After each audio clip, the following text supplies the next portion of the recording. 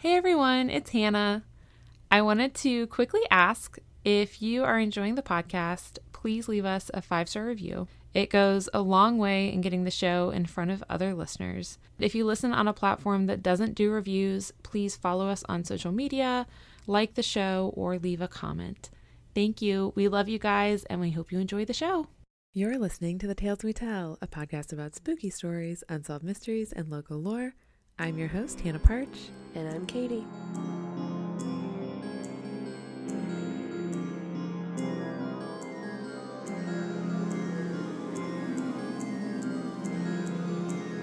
Welcome back. I realized as soon as I said, I was like, wow, I don't sound like me at all. And you're the one telling the story I today. know. So I have the flu. That was my Valentine's present from Walker. Yay. Actually, it started, so Sunday was the Super Bowl, and we went to a Super Bowl party, and it was at a new place, and so I was thinking, well, maybe it's just, Walker is just tired. He had a big weekend, he's at a new place, and there's some new people around, like, maybe that's why he's being kind of a whiny butt, and just want to be held, and, right. Only wanted to eat the cupcake, well, the cupcake frosting. Of course.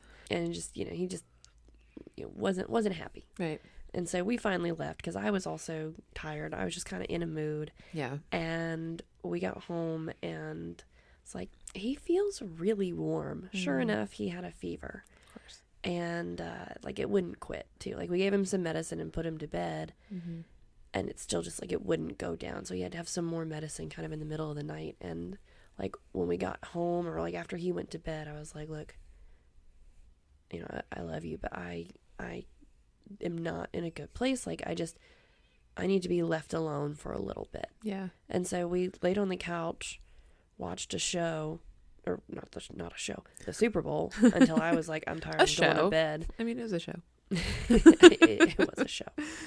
Basically, I stayed up for the halftime show, and then watched a little bit of the third quarter, and then I went up to bed, and Shelton was pissed at me because we didn't say a word to each other because he was like, okay, I'll give her space like she asked.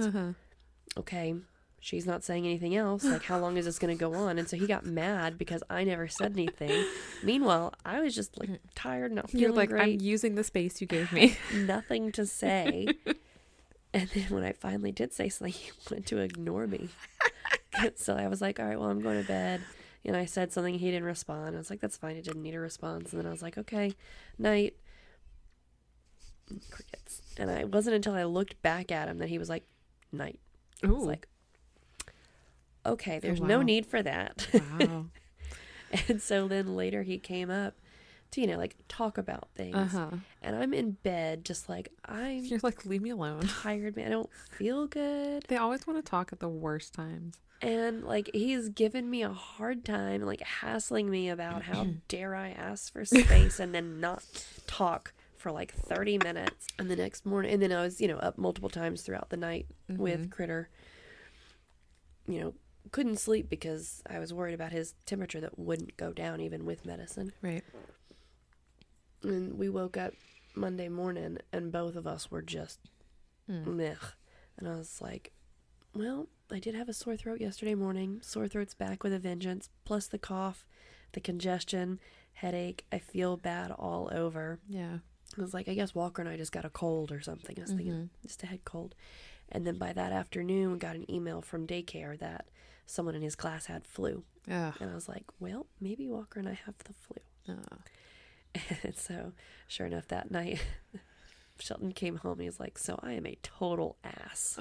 Giving you a hard time last night about wanting to be left alone when really it was because you were sick and didn't feel well.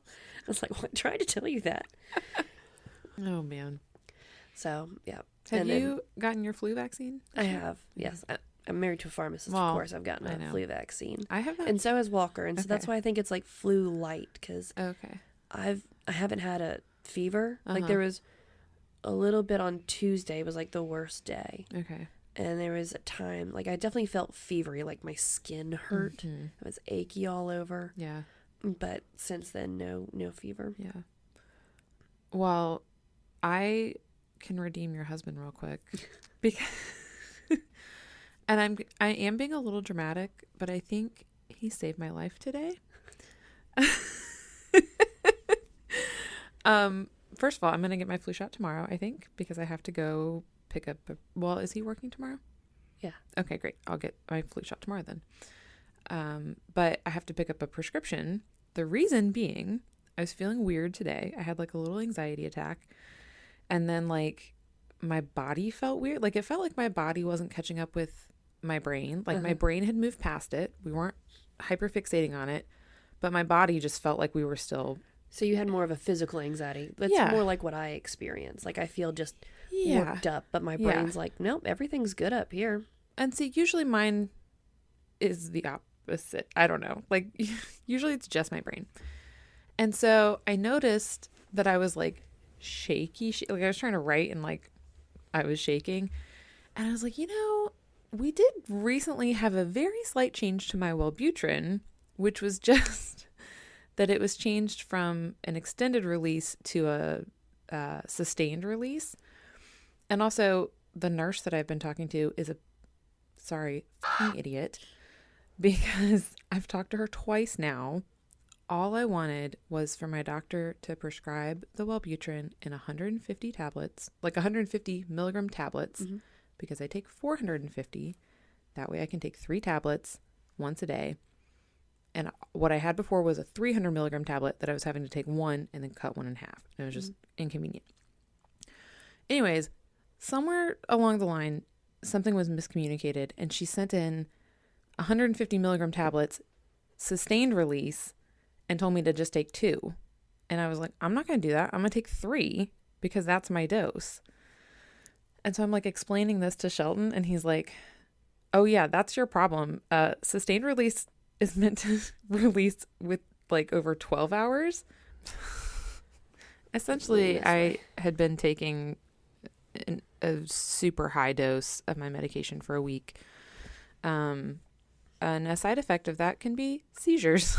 So he's like, don't take any more and call your doctor. And I did. And I finally got it taken care of. But when I called, I was like, hi, I don't want to be rude, but I don't want to talk to the same nurse that I've talked to twice before. Because she's an idiot. First, she told my doctor I was trying to get off my Wellbutrin. Yeah. She's like, I don't know what her thing is, but she and I do not communicate effectively. So if I could try talking with someone else, maybe they'll understand what I'm asking for better, and maybe I'll understand what they're saying better. Yeah. Like, not trying to get anyone in trouble, but low key. Like, I'm just trying to get my medication.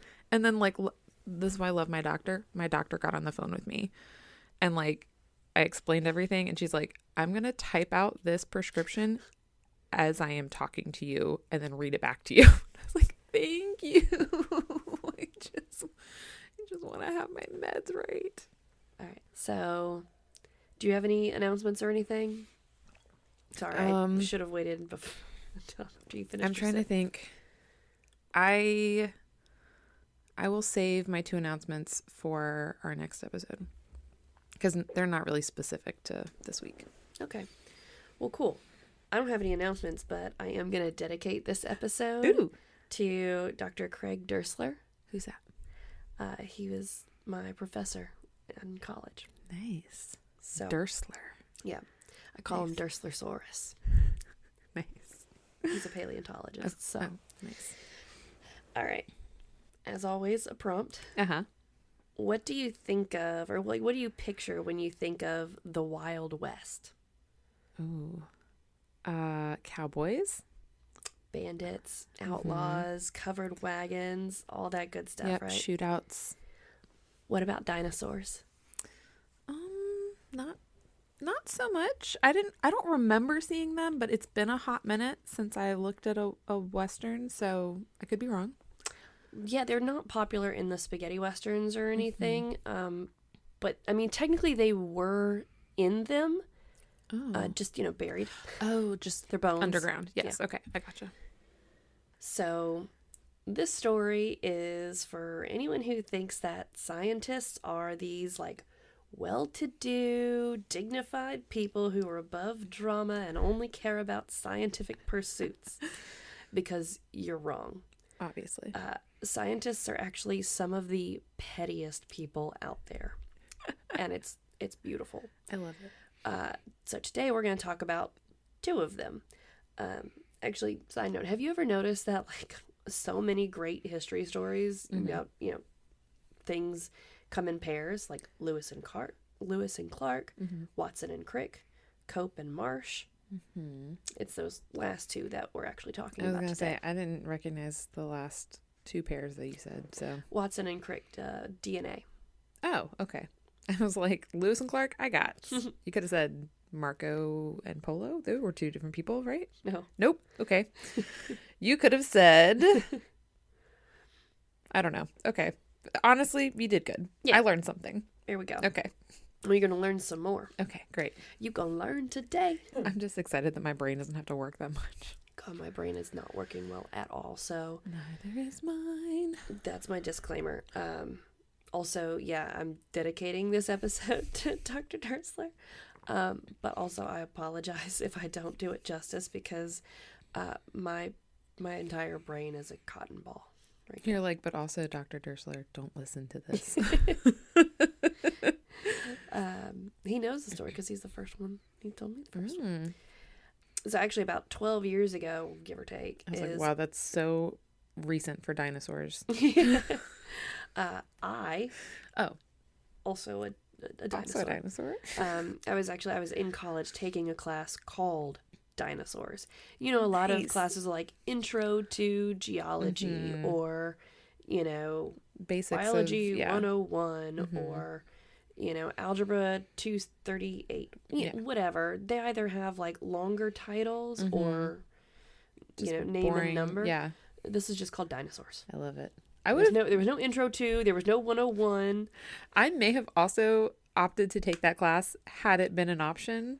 I might have hated it because I don't love science, but if I had just seen a class that was like dinosaurs, I need a spot to fill. I'll take it. It was a great class. I mean, it was a great overview of dinosaurs, including like the history of paleontology and, dinosaurs in general. Like, it's just kind of like a good survey course, I guess, might be the way to do it. Yeah. Now, again, this was many moons ago, and my memory is a bit hazy. Right.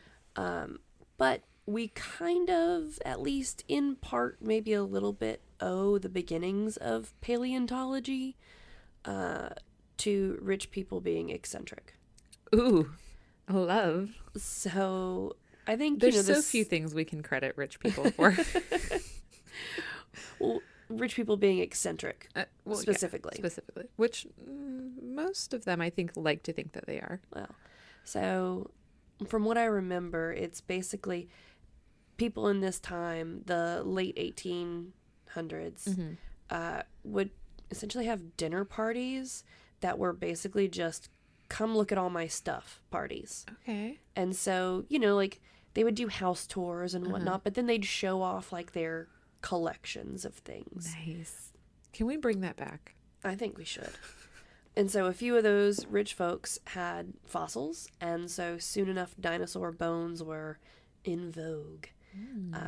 So anyway, Cope and Marsh. Okay, Cope and Marsh. Those are last names, right? Yes. Okay. Othniel Charles Marsh. Othniel? We're just going to call him Marsh. Okay, Marsh. And Edward Drinker Cope. Drinker. Those are some names, aren't they? Oh, that was his given middle name. Drinker. Mom had a thought. I imagine it's probably like a family name. Like I think it's a last name that became a middle name. Kind of like not how a good one. Walker is a last name that is now his first name. Yeah, but that's a cute one. You didn't name him Drinker Hunt. Ew. So weird. Ew. Yeah. Okay. So today we are talking about. Sorry, I just said it again in my head and You heard it. I heard it. Okay. Today we're talking about the Bone Wars. Yes. I'm here for it. We could probably make some good 12-year-old boy jokes about bones and stuff. I'm going to bring a skeleton over here with me. I realize we're not talking about human skeletons, but Bones are bones, right? these are the only ones we got. There's a crow skeleton over there. And dinosaurs are birds, right? So the Bone Wars was basically like a 15, 20-year long pissing match between two scientists. Nice. Cope and Marsh. But it is actually pretty fair to call it a war, really, Okay. since there was a fair amount of spying, thievery, backstabbing, and explosions. Ooh. That's right, explosions. folks. This story has it all. We've got betrayal, dinosaurs, and explosions. Are you familiar with the this what is his name? I want to say Stefan on Weekend Update on SNL. I think it is Stefan. Okay. That's what it sounded like you were describing one of his hot new clubs. It's like it's got everything. Explosions, spying, dinosaur bones. And a guy named Drinker. We're just going to call him Cope. But we're just going to call him Cope. So. He has to cope with that name, so. Thank you, folks. Thank you. That will be my only joke tonight. I doubt it. That'll be my only good joke. It'll be my Let's only hope pun. not. It'll be my only pun, probably. Okay. I'm sure I'll make a lot of bone jokes. And just so you know, the episode that I'm writing, I'm not writing jokes into it, but I'm noticing the parts where we can make some inappropriate. Okay, well, you might need to give me a Teenage boys nudge jokes. heads up if I'm still under the weather. I believe in you. So before we get into all those antics, we'll do a little quick overview of the stars of our show. Okay. Cope, Cope. Mr. Drinker. Mr. Drinker. Cope was born to a wealthy Quaker family in Pennsylvania. Okay. His father wanted him to be a farmer, but he wanted to be a naturalist, and he actually did eventually become a professor of zoology at Haverford College. Okay. And then they both actually held a lot of different like positions and titles here, there, and everywhere. I'm not following them through all of that. Yeah, that sounds boring.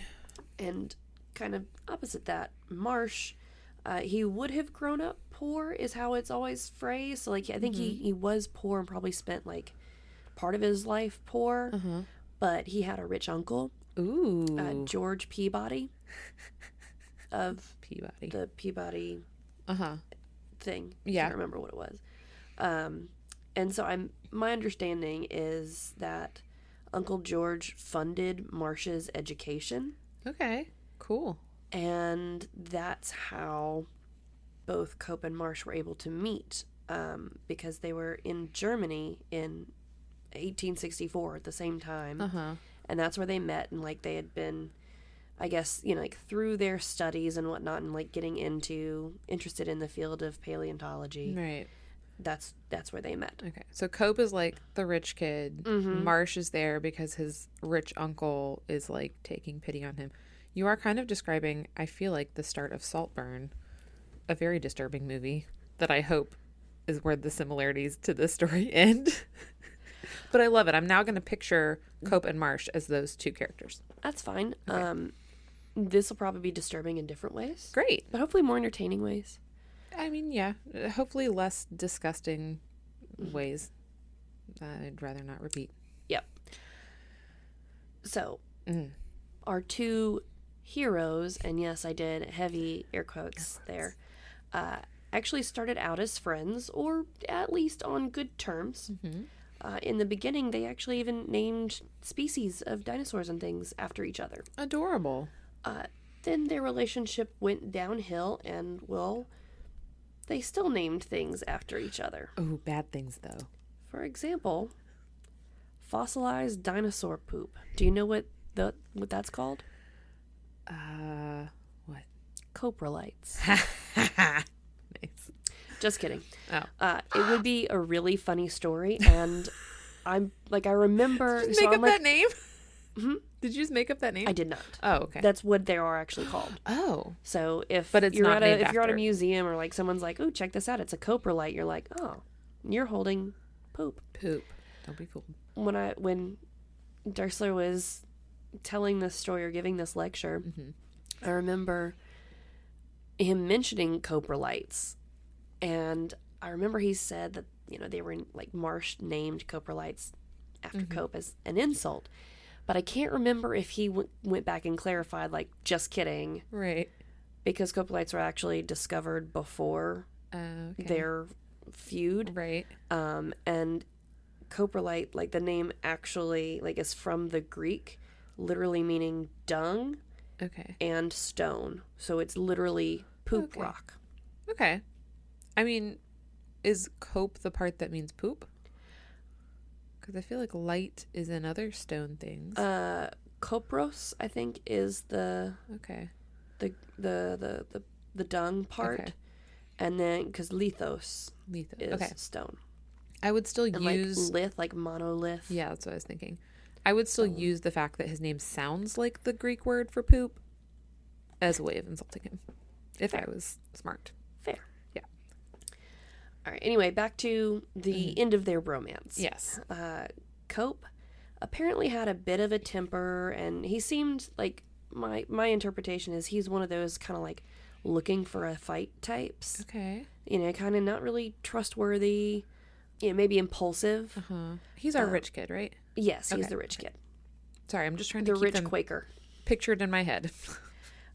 Whereas Marsh was probably more of an introvert, and he was like slower and more methodical.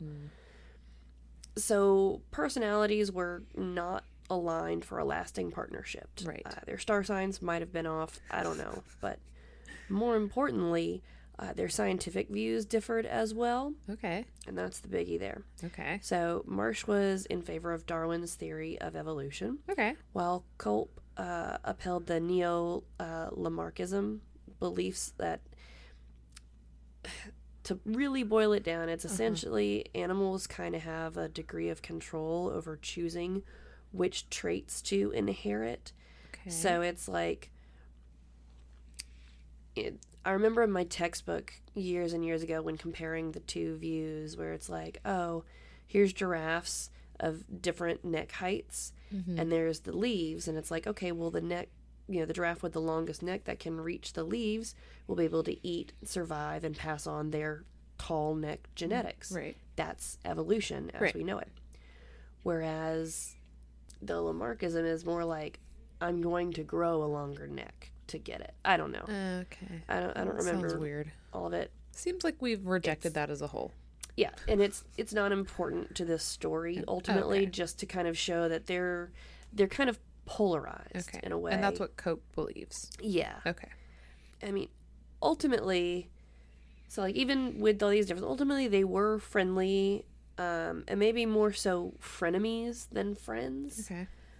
One observer said, quote, the patrician Edward may have considered Marsh not quite a gentleman. The academic Othniel, or Marsh, probably regarded Cope as not quite a professional. Ooh. So essentially, Marsh saw Cope as not serious about paleontology, and Cope saw Marsh as too unrefined to be a scientist. Ooh. Love it. They're both snobs. I mean, I'm picking a side. That's why I'm trying to clarify. I wanted to pick my guy. Okay, who's your guy? Marsh. All right. I hope I've made the right choice. You will find out. Okay, we're going to find out. So, when did these frenemies go to war? Tell me. So, the pair visited Cope's marl pits. It's M-A-R-L. It's a type of stone. Okay. Pit being like a quarry. Right. In New Jersey, where actually the first hadrosaur had been discovered years prior. Okay. And where Cope was currently digging for more fossils. Okay. Afterwards, Marsh bribed the pit operators to send fossils to him instead of Cope. Nice.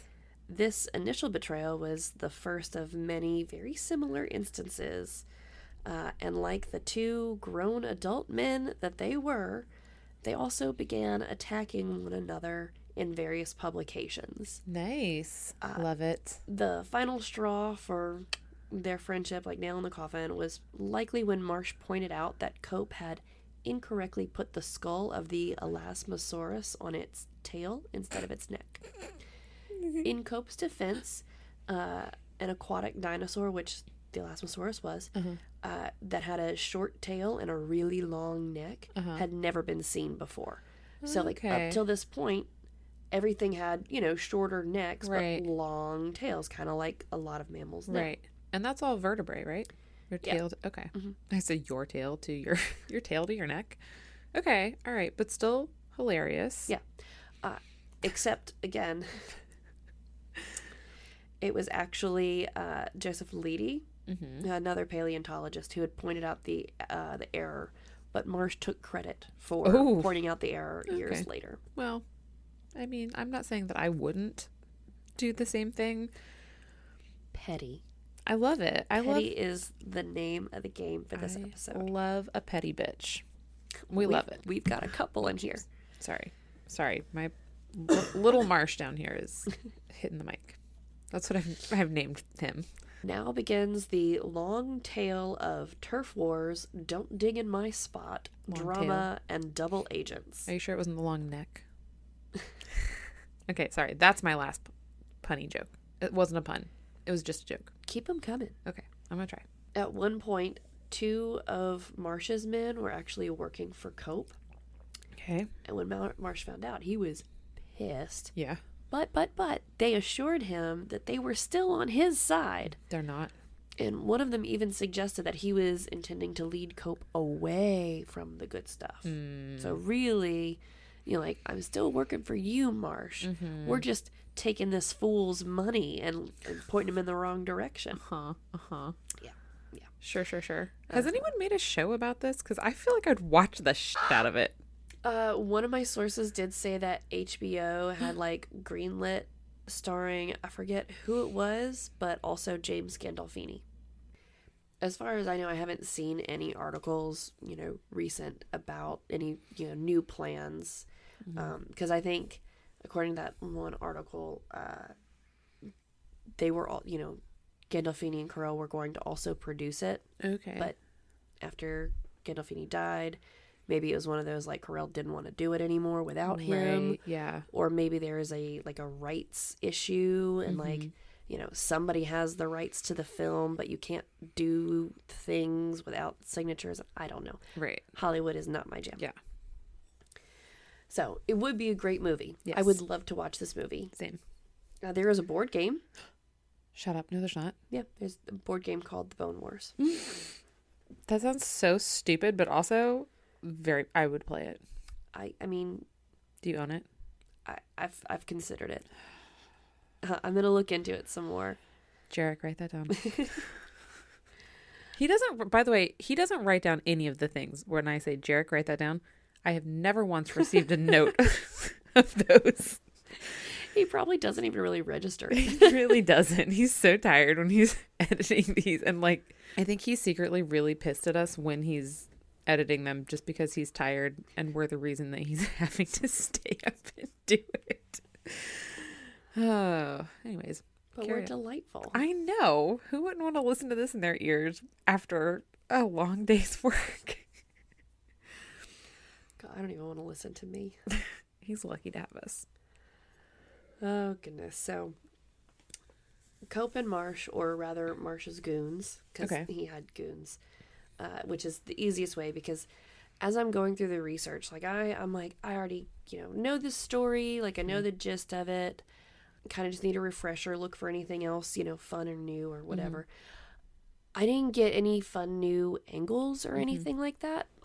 What I got was a whole mess of details and names, and and this person did this, and then this person did this, and then they started digging. They teamed up with this person to go on this particular excavation or expedition under this person's name.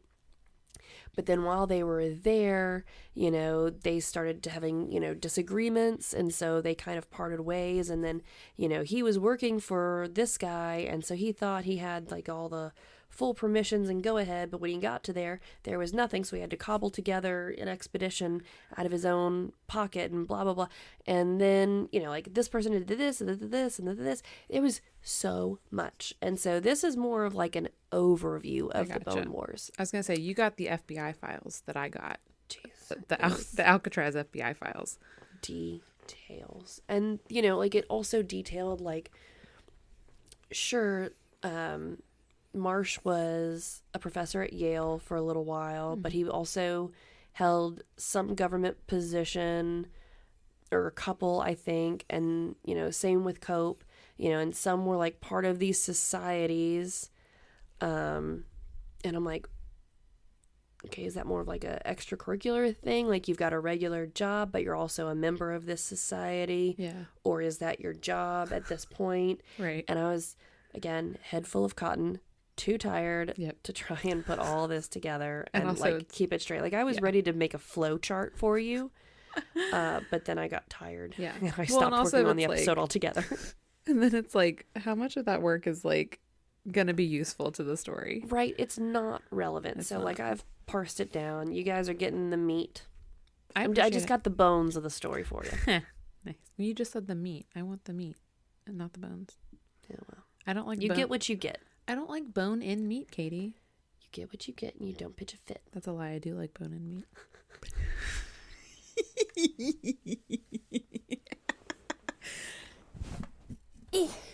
Sorry, I hit the mic with my with my chest. Going in for a high five. Oh gosh, I'm sorry, Marsh. I'm sitting on you. Okay, so back to their goons. Yes. Well, anyway, they're constantly in the field digging up copious amounts of fossils. Okay. Copious amounts. They often spent the summer months digging and shipping their finds back east to be fully examined later during the winter months. Okay. And again, it was Cope spent more time in the field than Marsh did. Okay. And Marsh basically had, some students and other, would hire prospectors and whatnot Okay. to do, dig it up and ship it to him. Okay. And Think smart. I mean, work smarter, not harder. yeah, they weren't working that much smarter because unfortunately, whenever they found something, they'd send telegrams about their, quote, new discovery before spending any real time analyzing them, no. which led to lots of duplicates and other problems because they were just in such a rush to outdo each other. So it's like, I'll probably say this again at some point, but especially in the sciences, it's publish or perish. Ooh. I like And that. so,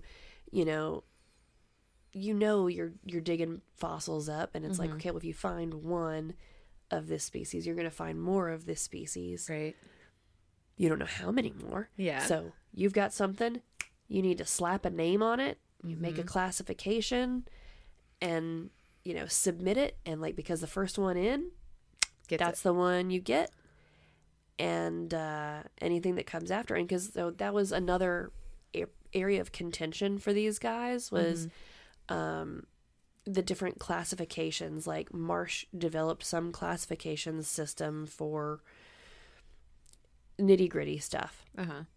And because he got it submitted first, that was what got cemented in. And there was nothing that Cope could do about it. Ooh. So Love it, hate it. yeah. And then again, they'd get incomplete fossils, and they'd be like, "Oh, look at this thing is this, Uh-huh. and I'm gonna name it, and I'm gonna classify it as this." And then the other guy would be like, "Oh, I found a thing. I'm gonna name it something different, but it's the same." But it's the same. Gotcha. But yeah, they would just have more publications, name more things, just filling a punch card kind of a thing. Man, imagine if they had had the internet. Oy. I mean, they wouldn't have done any actual science. They would have been too busy on each other's comment sections. Oh, Lord. Yeah. It would have been They'd awful. be all over X, formerly known as Twitter. Oh, they would. They totally would. Both of them Both would of them. totally be on X, X. formerly known as Twitter. It's like I'm an just official calling it name. Twitter. It's just Twitter. I It will know. always be Twitter. I just like that the more or less official name of it is X, the social media formerly known as Twitter, because X is not gonna. X was a stupid move. Well, you hear X, at least I do. I think ecstasy. I think we talked about this. I think porn, because my father-in-law sent me something from that was like a Twitter post, and all I saw was like X.com, and I was like, oh, I'm not opening this. I don't know what This It's is 3 X's, triple X. I know, but maybe just the one is like really Porn soft. light. Yeah, diet porn. I don't know. I don't know. Okay. I don't know. Never mind. I'm not going to say the bone joke again. I'm going to save that. All right. I was just thinking, like, now whenever I hear porn, I think corn. Corn. Because Walker, when he says corn, it sounds like porn. But then I was like, don't say that because it makes it sound like you talk about porn all the time. And I'm like, I really don't. You probably talk about corn. Talk about corn more than I talk about porn. Yeah. Actually, I don't talk about either things with any kind of regularity, or at least I didn't until I had a toddler who started learning how to talk. Yeah, that's fair. Alrighty. Marsh even got involved in Army Indian politics at one point, just in the name of access to fossils. Okay. So he bargained with Chief Red Cloud of the Sioux Nation and promised payment for any fossils that they delivered to him, as well as using his contacts in D.C. to lobby for improved treatment of their people. Oh, okay. So that's not bad. No. Okay. No. And he did do that. Okay. But it was probably definitely more for his own self-interest to make himself look better in an anti-grant administration period. So basically the grant administration is not favorable at this time, I guess. Or he's just trying to make himself look better in the eyes of the people who oppose his administration. Right, right. By being like, oh, yeah, my buddy Chief Red Cloud. I mean... But also, he was there, and I guess while he was, meeting with the chief and everything, I think he was also digging on their lands. And he apparently, skedaddled in the night with a ton of fossils. Oh, dear. Right as a rival tribe was coming in to attack the Sioux. Oh. So okay. He didn't stay and help out or anything. Nope. He hightailed it out of there and was like, okay, I'm going to DC with the other rich people and I'll definitely tell them about you. I'm totally going to talk you up, if you survive. Send me those fossils. I'll send you some money. Bye-bye. Good luck. Yeah. He's giving Warner von Braun vibes of I'm going to advance my career. Yeah. It's all in the name of science. At the state. Yeah. God, I forgot the phrase. At the cost of whatever. We know what you're getting. Y'all know what I'm saying. It's not giving good vibes. I was ready to say, wow, I made a great choice. We love a progressive king. But never mind. I take that back. I mean, he did it. He did it, which we love. You don't have to have great motives to help people, but also... I mean, a selfish good deed is still a good deed, right? That's true. That's true. I mean, I am way too sick to actually get into the nitty-gritty of the philosophical side of that, but we're just going to go surface level comment here. Mm-hmm. Even a selfish good deed is still a good deed. That's true. Alrighty. Yeah. So, we're several years into the Bone Wars here. They're digging up fossils and blah, blah, blah. And, did they find any giant skeletons of humans? None that I was aware of. Okay. I'm just checking because, there are they giant were humans. Rampant. I mean, and also the giant humans came after the dinosaurs, right? So if they're digging down far enough to get to the dinosaurs, they should have gotten those. You would think that they would have hit those first, but I don't know. Maybe there was no giant humans out west. That's probably what it was. They were all in the east. It's right, New York and stuff. Right? Yeah, that's Ohio. They're all there. Yeah, that's probably it. You're right. So, Marsh received a letter from a teacher in Colorado named Arthur Lakes. Okay. He was reporting bones spotted in the rocks on a hike near the town of Morrison. That sounds so much more dramatic than it is. Bones spotted. Well, I mean, they were on a hike and they literally saw an outcropping of rock with fossilized remains in there. But still, I feel like you would just say we were on a hike and we saw some possible fossils. Not bones spotted. Alert the presses. The presses? I don't know. Just the press. Alert. Plural enough. People say alert the presses, don't they? They do not. Yes, they do. They do not. Listeners, back me up. Alert the presses. I'm going to Google that while you... I'm positive that that's a saying. So while waiting for a response from Marsh, Lakes went back and actually retrieved several of the fossils to send to Marsh. Okay. And sent some to Cope too. Bastard. So when Marsh finally responded, he sent $100, and dang it, I forgot I was going to go back and look up what that is today. Sorry, that's your job, not That's mine. my Anyway, so he sent $100 and the request to keep it a secret. You have your hands raised. Sorry. Stop press or stop the presses is an idiomatic exclamation. Literally nobody says stop the presses. Well, there's a Wikipedia page about it. We need a vote. Listeners, That's vote. what I said. Alert the presses is also a thing. I'm just saying. It was a thing. All right. Sorry. What was the amount of money here? $100. $100. What year is it? This was 18. Oh, let's go with 87. 1887. Okay. $100 in 1887 is approximately $3,200 today. All right. So, not bad. So, yeah, $3,200 to send more fossils and to keep it a secret. Okay. I probably wouldn't do it for that amount, but... Well, the secret was already out. So, Marsh sent one of his goons to oversee further excavations and also to probably guard the dig site, too. Smart. And Cope knew about it. So, despite being slow to respond initially, Marsh was still able to publish his observations before Cope. Okay. And here again, I mentioned that it's publish or perish. And just to pour salt in poor Cope's wounds, Lakes later wrote to him and asked that the fossils that he'd sent be forwarded to Marsh. Ooh.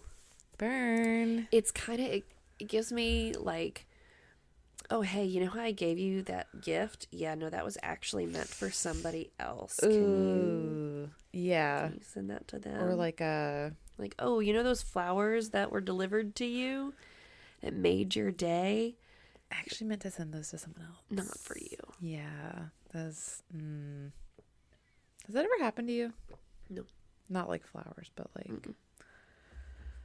I mean, I'm sure little things like, Yeah. oh, this isn't for me, or like, doesn't matter. Nothing big enough to be noteworthy. True. Nothing to stick in your brain, but poor Marsh. Wait, poor Cope. Poor Cope. It's okay. Cope gets a win on this one. Okay. A naturalist in Canyon City, Colorado, came upon some fossils while out collecting plants. Alert the presses. I will turn this car around. No, we're so far into it. You will not know who wins the Bone Wars. Tell me who wins the Bone Wars. It's Marsh. It's gotta be Marsh. It's the American people. It's actually not. Sorry. Carry on. So this naturalist sent a letter to Cope about this find. Okay. Cope determined that the bones were likely from very large herbivores, Okay. which were also far bigger than any dinosaurs discovered so far. Ooh. They were especially bigger than those that Lakes guy had found. How big See? were they? Petty. He was so excited about these bones, not for the scientific value that they held, but because his bone was bigger than Marsh's bone. Yeah, it was. That's why I said, how big was it? How big of a bone was it? Also playing with a tiny skeleton over here, and I can Manipulate him. manipulate the bones. It's very fun. So Marsh, of course, tried to horn in on the Canyon City bones, but the man who'd first discovered them refused to swap sides. Loyal. And so Marsh's goon that he had sent him been like, hey, buddy.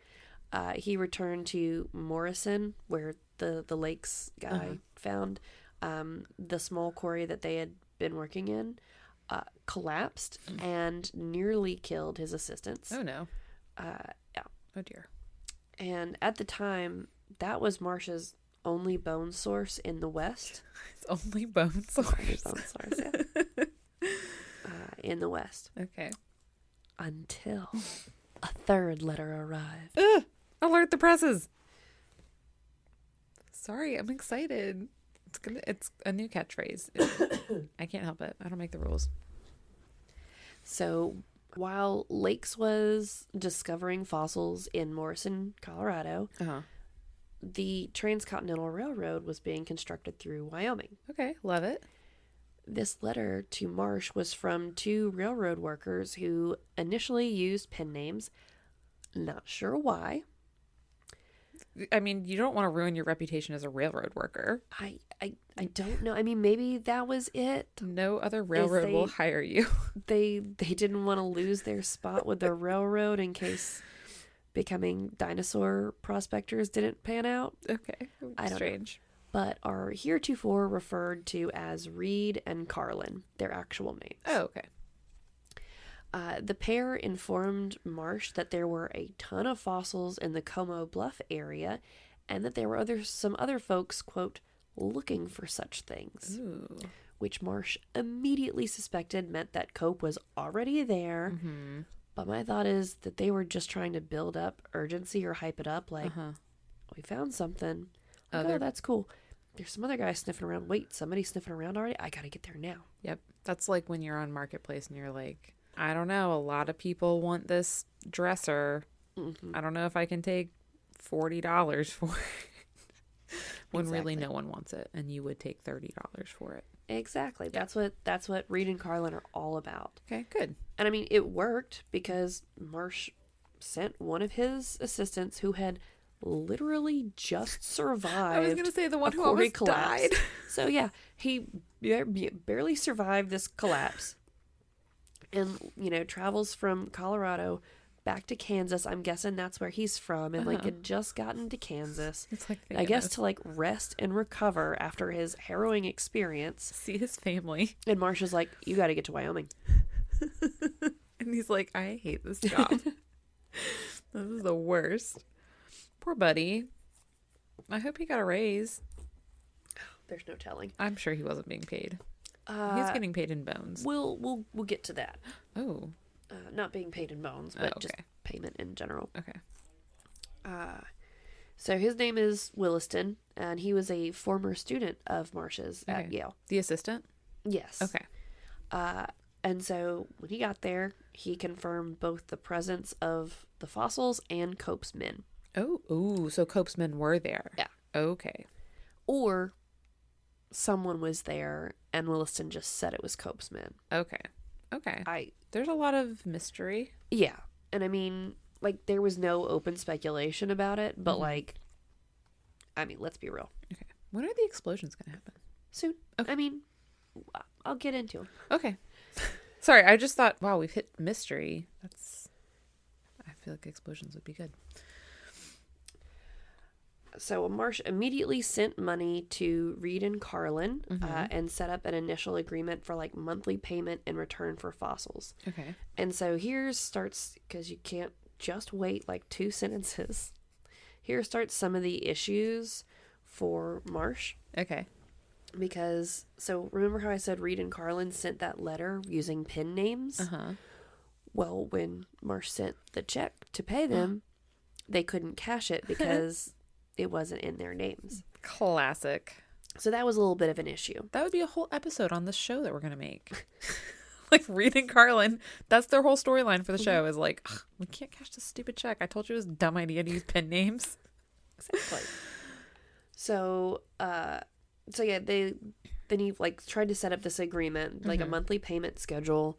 And Carlin went out east to, I guess, New Haven to meet with Marsh face to face to be like, let's hammer out a better agreement. Okay. No. It did not. He did not have much luck. Okay. And while Carlin may not have had much luck, Marsh sure did. Oh. Because fossils poured in from the Como Bluff quarry, Okay. including some specimens you may have heard of. Ooh, tell me. You're very confident that I have heard of any The dinosaurs. Stegosaurus. Okay. Heard of that one. Heard of her. Allosaurus and Apatosaurus. You'd recognize them if I had taken the time to pull up pictures like I had intended. If were they in the land before time? Mm-hmm. Can you name who they were? No. Are they long necks or No. three horns or duckies? Three-horn is Triceratops because That's true. Three. I don't remember any of the other names. Yeah. All I remember is Ducky and Spike. And Sarah and Littlefoot. Yeah, we can look him up right now. And Flyer. No, Petrie. Yeah. The pterodactyl. He is a flyer. He is a flyer. Yes, sorry. My bad. I forgot they gave them the real correct names. Long necks, three horns. So even though Marsh tried to keep his site hush-hush, rumors quickly spread. Okay. Rumors spread by none other than Carlin and Reed. Good Lord. Because these guys are hustlers, all right? It's true. They're bumbling idiots, but I hustlers. wouldn't call them idiots. They're not the brightest crayons in the box. Well, they were likely just trying to increase interest or competition in order to get better prices. Okay. So if more people knew about it, more people would want. And they also were inflating oh, well, Marsh is paying us this much, so Did they give their real names this time? unclear. Okay. They just said cash only. Make it out to cash. Get out the cash. All right. Cope sent out, quote, dinosaur rustlers, which is, I want that job title, No. to try to literally steal specimens. So he's now heard of this. Yes. Okay. Oh, yeah. Well, like I said, the word got out real fast. Okay, Because gotcha. Carlin and Reed were like, oh, we made a pretty penny from this Marsh guy. Smart. There's other bone guys out there. They probably have money, too. There's other people that like bones out there, too. Who doesn't love a bone? Exactly. So I think there is actually a couple of train jobs as well, literally stealing them off of train cars, if I remember from that lecture. I want that job. Yeah. I want an accessory to that job. I don't want to do the actual stealing, but I'll manage those. I'll manage those runs. Here we go. There we go. And good old Carlin, who was still unhappy with Marsh, swapped sides and started working for Cope. Ooh. So he was unhappy from that initial agreement, but also not only were they able to get paid that first go around, they may have settled that later. But they were supposed to have monthly payments, but Marsh was often late on those payments. Ooh. Well, he's poor. I assume. Marsh? No, not now. Well, yeah, but he his grew up uncle- poor. Yeah, he grew up poor, but then his uncle also eventually died and left him everything. He still has the poor mindset. Maybe. I don't know. He doesn't spend money like a rich person. He spends money like a poor person. If he spends all his money on these fossils, he won't have any money for those fossils. Yeah, he but has to have enough money for all of the fossils. He needs all of the fossils. You gotta spend the money when you have it. You don't save it. I don't know. I read that in a Yahoo article somewhere. So Carlin's working for Cope. Okay. And Reed is still working with Marsh. Okay. And Carlin actually locked his old buddy Reed out of the train station in hopes to prevent him from sending fossils to Marsh. Oh my gosh. I mean, Reed still managed, but damn, it was freezing temperatures apparently, and he's having to load and unload, carry down, and then reload and crate up these fossils and get them onto the train. No. See, that's why I said I want to manage that job. I'm not involved in it. And Reed, in turn, was instructed to spy on his old friend. Nice. So, at this time, quarries are being opened left and right. Literal tons of fossils are being shipped back east Friends became rivals. Carlin became a free agent, opening up a bone company to sell to the highest bidder. A bone company. It wasn't just Cope and Marsh in the bone game, like I said. Right. And Reed said to hell with all of it and became a sheep herder. Oh, good for him. Yes. Good job, Reed. I agree. He's like, I'm tired of this. Yeah. I'm going to go herd sheep. So it was about this time that Marsh had taken the lead in the dinosaur race. Ooh, okay. So he's Pulling in ahead. the lead, in large part due to personal finances. Okay, so he actually is. He is financing. He's doing the money good. Well, yeah. So Cope was mostly financing his expeditions personally, Okay. whereas Marsh was financing them through Yale. Oh. And he was, I think, overcharging Yale. Like, he spent, I think it was, I should have written it down, but it was like 15 or 20 grand of then money. Uh-huh. Or no, maybe it was today's money. I forget.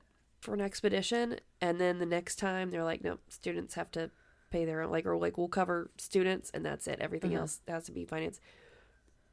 And the students were only like 1,800.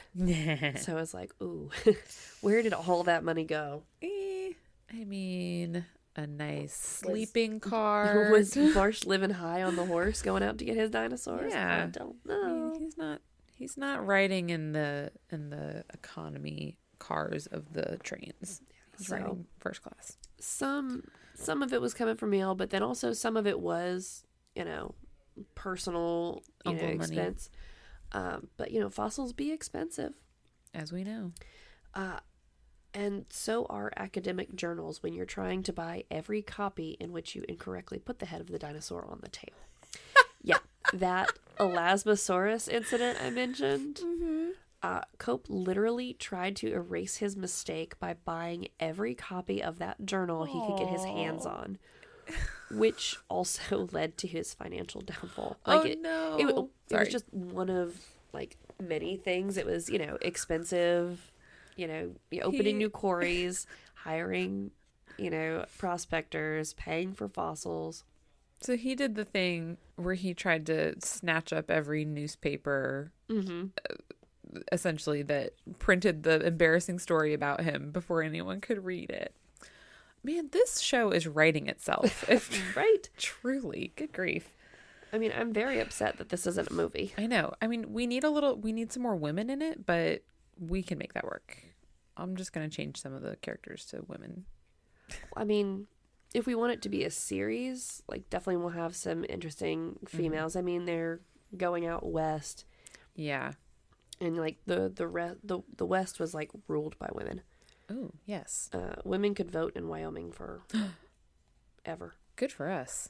I think Wyoming refused to join the Union unless women were able to keep the right to vote. I think Wyoming is one of the states that I've looked at houses in just for fun. Because I think they're one of the states that doesn't have income tax, maybe? I don't remember. I could be wrong. No one fact checked me on that. But I have looked at houses in Wyoming, and they are reasonably priced. I haven't looked at jobs there, so don't ask me what I do. Oh, gosh. So... I would harvest bones. Apparently. If there's any left. We'll get to that. Well, the giant skeleton, the human skeletons, there we go, have not been all harvested. So we should definitely find some of those. That'll be our they're not thing. Out west, remember? They're only Ohio and east. Well, we'll find something else. So the personal attacks went back and forth for years, trying to publicly discredit one another, get each other fired or removed from different positions. I mean, they both had literal journals in which they kept track of each other's mistakes or wrongdoings. Oh my gosh. And to the point that I think Cope worked with a reporter to kind of publish and really paint Marsh in a bad light. There was some investigations into maybe he should be removed from his position on the U.S. Geological Survey. Not the U.S. Geological Survey. It's important. It's a big deal. I was being serious. That was genuine. But it was literally they're I'm trying to think of an equivalent, a modern day equivalent or example, whether in real life or some other work of fiction, where they're oh, well, he did this like tattling on each other. Mm-hmm. And it's like, oh, he broke the vase. Well, he was the one playing ball in the house, but he was doing this. Yeah. And it's like, nope, you're both wrong. Did anyone else care about this? Or was it... Yes and no. So, like, eventually the interest, like, it was pretty sensational at the time. Like, again, this is late 1800s. So, like, not only is, dinosaurs, and that's cool. Yeah. But there are these two grown men fighting publicly. And so, and again, like being the Wild West, the antics happening out there, sensationalized and everything. Eventually it did kind of die down, and like really nothing kind of came out of their attacks. It's just they brought about their own financial and their own financial ruin as well as their own reputation. Yeah. Just kind of by trying to attack each other, they destroyed themselves. Yeah. So, yeah. I've thought of a fictional female character to add to the show. She's also going to be like a paleontologist, but she's just going to be quietly doing her own work along, like in the midst of this. There were definitely quiet paleontologists at the time. Again, in some of that, like, as I mentioned earlier, like, okay, well, these two were working on this quarry, but then they started to disagree. So, like, you can't dig in my quarry anymore. We have to separate them. Like, like Williston and Reed, while they were working for Marsh, were working together until they started to not like each other. And then they had to be kept separate. Like, literally, Cope and Marsh are now, like, managing their children. Yeah. But yeah, there's other paleontologists that are, like, just quiet. We're done with it. Like, Leedy was, he kind of like took a step back from paleontology because they kind of ruined it for him. He's like, I can't keep up with them and like how fast they are collecting and, publishing these dinosaurs. And also I just cannot put up with the constant squabbling anymore. Like, I'm hashtag over it. Hashtag over it. Yes. So, yeah. It was just a mess. And like I said, that's where there was a lot of just pages and pages of, Cope worked with this journalist to do this, and then there was this investigation here, and then Marsh did this. It was just, it's back and forth, and it's a whole bunch of nitty gritty details, and none of us have time for that. Got me nervous looking over in the corner. No, I saw the light go off. Oh, okay. And I was just making sure that the door was locked. Okay, good. So, if you look at numbers alone, okay, Marsh, using air quotes again here, won Woo-hoo! the Bone Wars. It really did come down to money in the end, just because Marsh had more resources. He had more money, could afford more quarries, he had more people working for him. He wasn't spending his money on stupid academic journals. So Cope discovered 56 new dinosaurs. Wow. And correctly? Correctly? Well, he identified the Elasmosaurus. He just didn't assemble it properly. Okay, fair. And Marsh discovered 80. Oh, wow. However... Oh, there's a big butt coming. Yeah. It probably took a hot minute to actually get that final tally. Because remember how I mentioned that they were reporting and naming their discoveries so fast that there were duplicates? Yeah. While they absolutely made some truly impressive discoveries, they were also so obsessed with finding more, faster, firster, that they made a lot of mistakes. Like, more assembling, incorrectly and such. But all these mistakes and, like, double naming, etc., that took scientists decades to untangle. They made such a mess. Ooh. So it's like in this huge ball of yarn or whatever, you've got a couple. Pretty sure that, sure, Cope had 56, Marsh had 80. How many other fossils did they have that they hadn't fully processed and identified by the time they died? Because at one point, Cope had more fossils than you could fit in a house. Ooh, what size house? I don't know. It was just in one of his houses because he apparently had a couple. I Also- think he had like basically a house back east. Mm-hmm. But then he also had moved his family out to Colorado Okay. at some point too. I don't know why I immediately pictured human bones. I keep forgetting we're talking about dinosaurs. I was thinking of like a catacomb situation where you've just disassembled animals But, or I mean, humans and but fossils are all size like, there's little dinosaur fossils and then there's really big ones. So it's true. it's a mixed bag. So yeah, they've made this huge mess for scientists to untangle. Great. Not to mention, in my opinion, the greatest insult to the field of paleontology. Tell me. When they were finished with a quarry, Oh no. they used dynamite to destroy any remaining fossils to prevent the other person from coming in later and finding something. Gosh, that's not what I thought you were gonna say. Talk about cutting off your nose to spite your face, right? So, sure, they've contributed a lot to our understanding of dinosaurs and paleontology. They would just blow up fossils. Be like, well, we've gotten, like, we basically, I think it was, they would start digging and they'd find a whole bunch of fossils and they'd be like, awesome, we struck dino gold. And then once a quarry stopped producing at like a rapid rate, they're like, okay, there probably is more here, but we don't have time. Like, we need to go find another spot to dig that's, more prolific and producing more. Right. So let's close this one up. Oh my gosh. So there's no telling how many fossils were actually destroyed. Jeez, that's really not where I thought the explosions were going to come in. I'm really upset by that. Yeah, I'm upset by it too. Jeez. I mean, that's just dick move. I know. And like, not just to each other, to the freaking world. Yeah, To human history. exactly. And dinosaur history. So, Rude. Disrespectful. and of course, their very public feud did not look good to the general public. I mean, it like I didn't? said, at first it was probably a little entertaining because everyone loves drama, Right. but I'm sure it got old after a while. Yeah. And like they all but destroyed the reputation of American paleontology in no. Europe. I mean, just kind of upholding that long-standing tradition of Europeans looking down on us. Of course. Whatever. Yeah.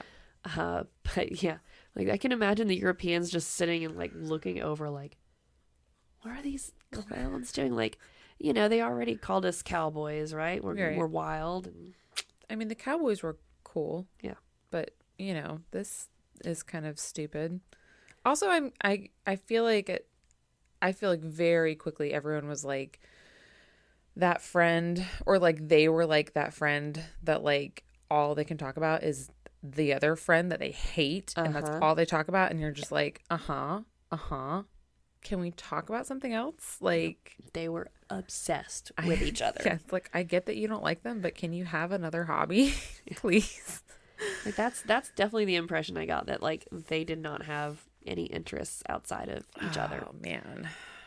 So it's not all bad though. Okay. Again, they did contribute a lot of great scientific value through their petty race. I mean, the idea that's pretty much fully accepted now that birds are descendants of dinosaurs, that was Marsh. He was the one who kind of drew that connection and like started that line of thinking and research. Okay. So like, that's one good thing that came out of it. All right, cool. I'm feeling more confident in my pick. And I mean, not only did they further the science of paleontology, but they brought dinosaurs to textbooks, magazines, and pop culture in general. Nice. I mean, it can be argued that dinosaurs are freaking cool no matter what. But we do probably have Cope and Marsh to thank for making them so sensational in the first place. Right. That, like, it caught the public's attention, and the fact that dinosaurs are cool is what kept their attention. Yeah. But yeah, I feel like if there was a discovery today, we might not hear about it because in this age of over information, we might not know. I mean, I say might. There are discoveries being made that we're not hearing about because they're not major things, but they're still important and have value. Yeah. But if there was some drama sprinkled in, that would catch. That's true. There, every story's got to have an angle, right? I mean, if it was like I mean, I don't watch Real Housewives, but like if something it was like that, yeah, like some kind of pettiness like that, table flipping nonsense. yeah, and then then you're familiar with the name, and then you're like, oh wait, what did he find? Yeah. Oh, cool. What's that gonna do to the other guy? What's the other guy gonna say to it? Like, they're fighting over sea slugs. Actually, sea slugs, look how pretty these things are. These are freaking neat. Let's learn more about them. Yeah. Are they but also, I wouldn't have cared if it weren't for these two petty bitches. You gotta have some drama in there to make you care about it. I like that. Cool. That's a good episode. So, like I said, Marsh kind of technically won if you're just looking at numbers. I called it from the beginning. Cope did issue a final challenge. What was it? From the grave. Yeah, exactly. His final wish upon his death was, oh shoot, I forget which museum he sent it to. Anyway, he basically donated his skull to science because he wanted it analyzed, and he wanted scientists to compare his brain and skull to Marsh's after Marsh died, because this is also the time that the general thought was that brain size was, relative to intelligence. Oh my gosh. Did they do that? Marsh declined to take him up on the challenge. Marsh, come on. So, I mean, when you look at... smart move on his part, because... when you look at how they destroyed each other, and the giant mess that they made for future scientists, there are no winners in this story. Yeah, that's true. I guess we won because, yay, dinosaurs. Yeah. But, we kind of also lost some, too. Man. So is his skull in a museum? Which one? Do you know? I do, but I don't. Ugh. It's in my research. Maybe it's in Illinois and we can wrap it into our... It's not. It's somewhere in New England. Okay. Somewhere out east. I don't remember. I like New England, so... better than that weird New York museum where we would have to go to see the stone the stone things. Yeah. I really want to know whose brain was bigger, but it's fine. They could have measured other things, but that's the last I'll say about bones in this episode. Because the episode's over. And I'm going to try to do our socials. Oh, good luck. All right. If you want to see pictures of dinosaurs, I assume, are there pictures of Cope and Marsh? Yes. I'll send pictures for you. They good looking dudes? No. Okay. Well, if you want to see pictures of Dylan McDermott and Dermot Mulroney, or you can imagine them in your head, because that's what I was doing, you can look at them on our Instagram or on Facebook, which are both at the Tales We Tell podcast. If you don't do social media and you still want to see pictures, you can... Oh, okay. Wait, which one's which? I don't know. I'll look it up and let you know. Okay. Marsh. Oh, man. Man, Cope's the cuter one. Oh, well. I picked my pick. Anyways, I'll also post pictures of Dylan McDermott and Dermot Mulroney for everyone's benefit. Because why not? Okay, if you don't do social media, but you still want to see the pictures, you can visit our website, thetaleswetellpodcast.com.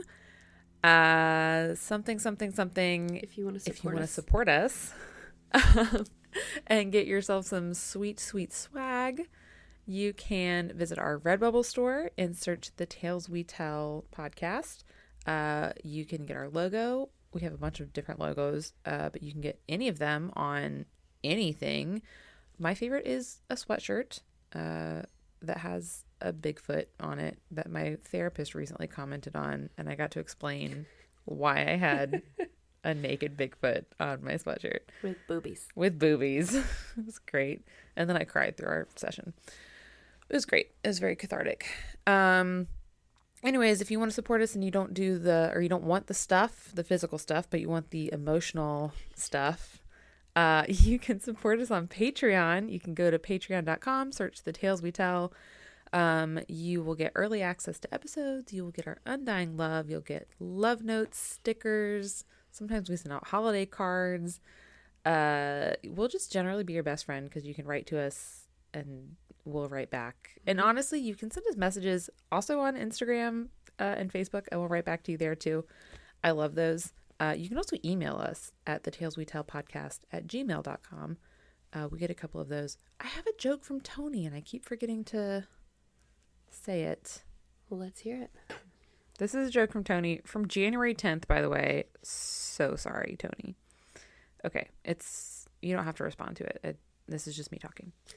Okay. Thank you for setting that up for me. You're welcome. A rancher, it's topical, out west. I added that part. A rancher out west and their ranch hand were watching the cattle grazing on the grass and vegetation. Upon closer inspection, they discovered that the cattle were actually munching on marijuana. The rancher then turned to the ranch hand and said, "The stakes have never been higher."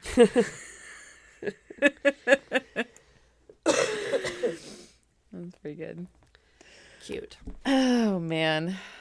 Well, thanks everyone for sticking in with us. Well, we will be back next week, hopefully both healthy. I'm not going to knock on that table. It's going to knock over the mic.